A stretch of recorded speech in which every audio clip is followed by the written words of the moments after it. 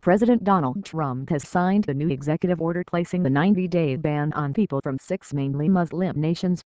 Iraq has been removed from a list of countries contained in the previous 7-nation order. People with valid visas will be allowed to enter the U.S.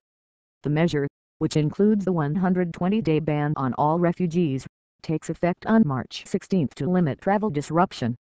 The previous order, which was blocked by a federal court, sparked confusion at airports and mass protests.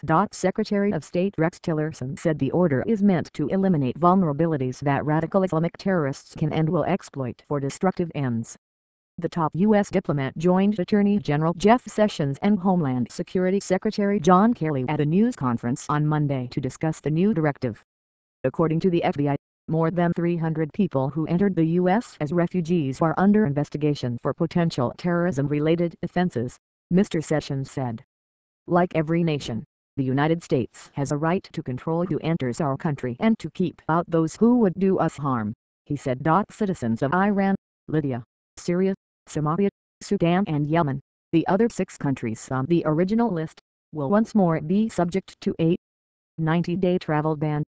Though a new order clearly states refugees already approved by the State Department will be allowed to enter, it also limits the number allowed in at 50,000 for the year. The new directive also lifts a blanket ban on all Syrian refugees. Green card holders, legal permanent residents of the U.S. from the named countries will not be affected by a new order. The Associated Press reports a new order does not give priority to religious minorities, unlike the previous order.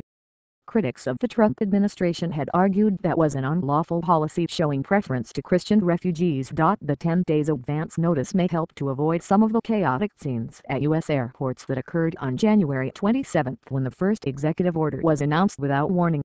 Travelers with valid visas who were in the air at the time of the order found themselves detained by border officials on arrival.